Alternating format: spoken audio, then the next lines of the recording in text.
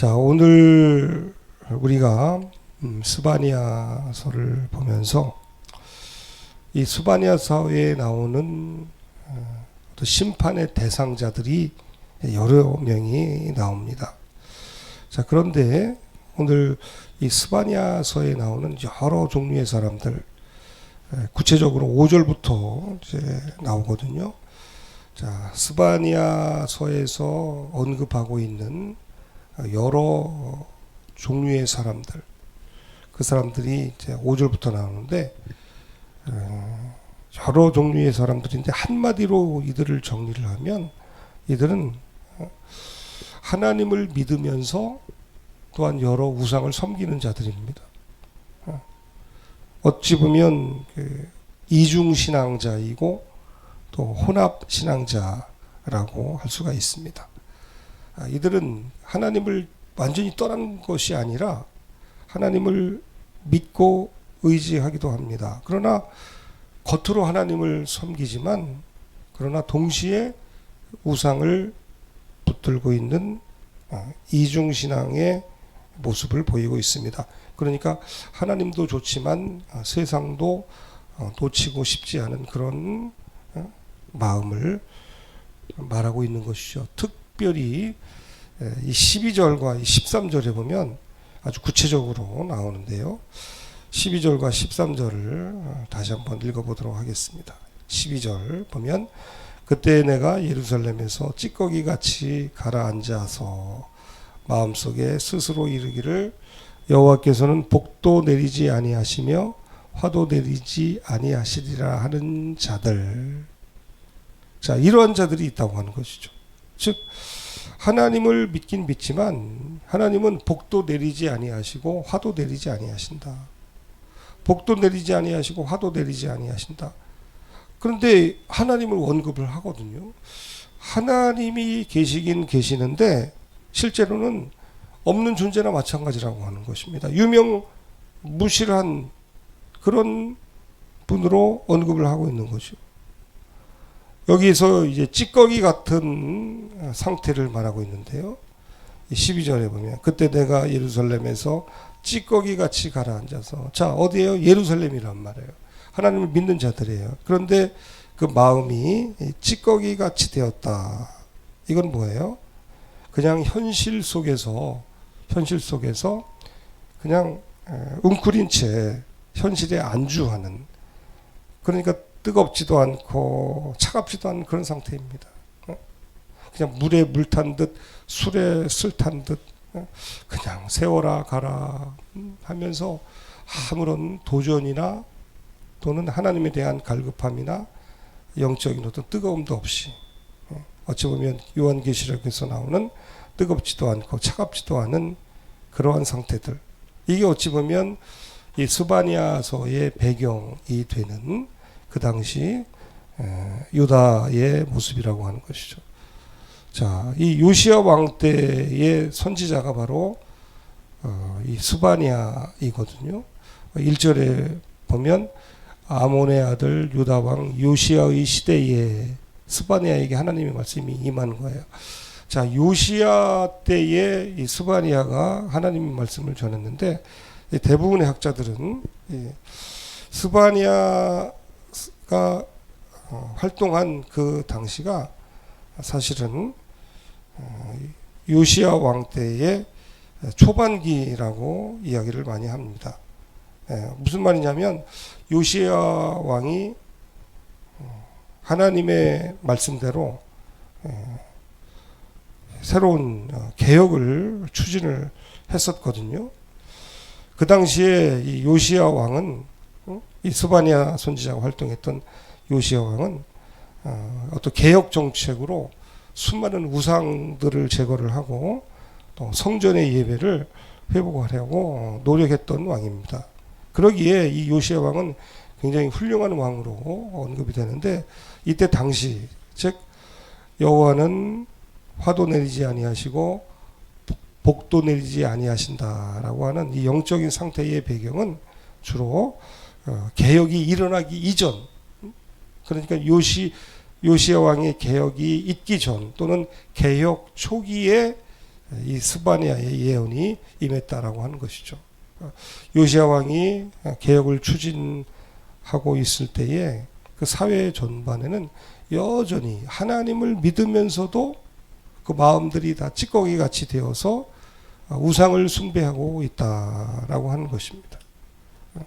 바로 이 12절의 그 당시의 모습이 그대로 나타나는 거예요. 13절에도 보면은요, 그들의 재물이 노략되며 그들의 집이 황폐할 것이라. 그들이 집을 건축하나 거기에 살지 못하며 포도원을 갖구나 그 포도주를 마시지 못하리라. 보십시오. 이들은 하나님을 믿되 복도 내리지 아니하시고 화도 내리지 아니하시는 유명무실한 존재로 하나님을 대했고, 그 결과 13절에 있는 것처럼 그 결과는 뭐냐면 재물이 노약되며 그들의 집이 황폐하게 되는 것입니다. 집을 건축합니다. 그런데 거기 살지 못해요. 집을 건축했으면 거기에 살아야 되잖아요. 포도원을 가꿉니다. 그런데 포도원을 가꾸지만 그 포도주를 마시지 못하는 어떤 허망한 상태, 전대에 구멍이 난 그런 상태, 경제적으로나 또한 삶의 모든 면에서 자신의 힘으로 아무리 노력을 해도 하나님께서 그들을 기뻐하지 아니하시니까 그게 다 헛된 결과를 맞이하게 되는 것입니다. 그렇습니다. 이 당시에 가장 중요한 사항은 바로 우상숭배와 혼합신앙이었다라고 하는 것이죠. 바알을 섬기고요, 또 아세라를 섬기고, 그리고 몰렉제사, 이건 아이들을 바치는 희생제사였거든요. 자, 이러한 우상을 섬기면서도 여전히 하나님을 믿는다고 했기 때문에 여호와 하나님께서 이들을 그냥 두시겠습니까? 바로 여호와의 날이 가까웠다라고 하나님께서는 분명하게 선포하시는 것입니다. 7절에 주 여호와 앞에서 잠잠할지어다. 이는 여호와의 날이 가까웠다. 자, 믿는 하나님의 백성들입니다. 이들이 하나님을 온전히 믿고 세상 속에서 하나님의 영광을 드러내야 할 자들인데 그 사명을 감당하지 못합니다.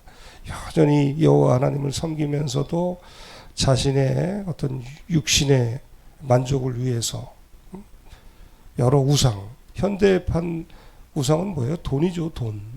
물질을 섬기면서 살아갈 때에 하나님께서는 그들을 대하여 여호와의 날을, 즉 심판을 예비한 것입니다.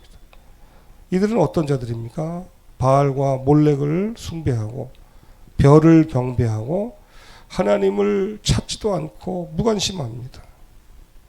그리고 자신들의 권력과 불법과 결합해서 남용한 자입니다. 오늘 결론의 말씀입니다. 이 스바냐서에 나오는, 이제 앞으로 우리가 이 새벽에 스바냐서를 좀 더 살펴보려고 합니다. 자, 이들은 결국 하나님을 믿지만 사실 믿는 게 아니죠. 온전히 믿지 않는다면 믿지 않는 것입니다. 하나님을 믿는 척하지만 마음은, 그 중심은 세상에 붙잡혀 있는 사람, 사회적인 불의와 권력을 남용을 하고 하나님을 향해서는 철저하게, 어쩌면 저럴 수 있을까 할 정도로 하나님을 향하여 무심한 모습으로 살아가는 모습. 그렇다고 하면 이 말씀을 우리에게 적용한다면 우리는 얼마나 지금 하나님을 믿는다고 하면서 하나님을 의지하고 바라보고 있는가, 얼마나 순전한 모습으로 하나님을 찾고 있는가. 혹시 내 심령 가운데 이 당시 스바냐 선지자가 외쳤던 마음이 찌꺼기같이 가라앉아서 하나님을 찾지도 않고 부르지도 않고, 하나님은 복도 주는 분도 아니고 화도 주는 분도 아니야. 유명무실한 그런 상태.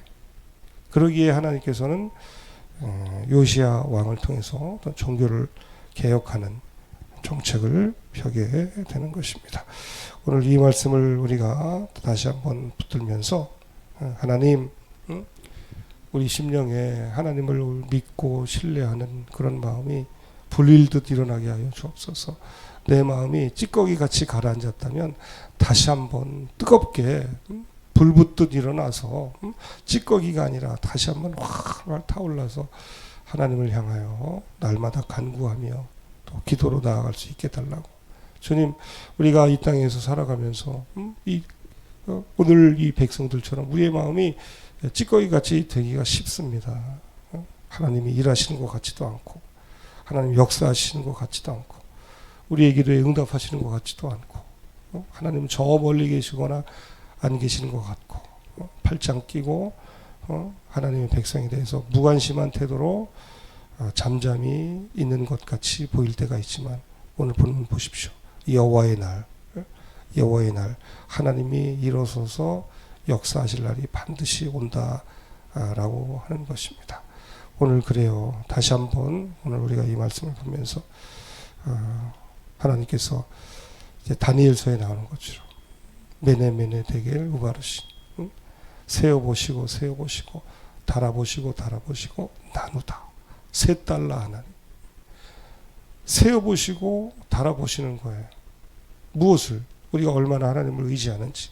하나님을 의지하면서 몰렉을 섬기고 바알을 섬기고 별을 섬기는 혼합주의 이중신앙의 모습으로 살아가는 우리를 바라보고 참을 때까지 참으시고 우바르신, 나누었다. 여호와의 날이 임할 때까지 참고 견디신다고 하는데, 우리가 그런 날을 봐서는 안 되겠잖아요. 다시 한번 하나님께서 우리를 이런저런 환경 속에서 우리를 깨우치실 때에, 그 누군가를 통해서 하나님께서 우리를 다시 한번 깨우치실 때, 그것이 하나님의 역사이고 하나님의 일하심을 깨닫고 우리의 마음이, 우리의 심령이 찌꺼기 같은 마음에서 다시 한번 주를 향하여 활활 타오르는 그런 간절함이, 영적인 갈급함이, 주를 향한 사랑이, 믿음이 충만한 가운데 내가 감당해야 할 그 모든 것들을 감당하는 그러한 백성들로 살아갈 수 있게 되기를 주님의 이름으로 축원을 드립니다.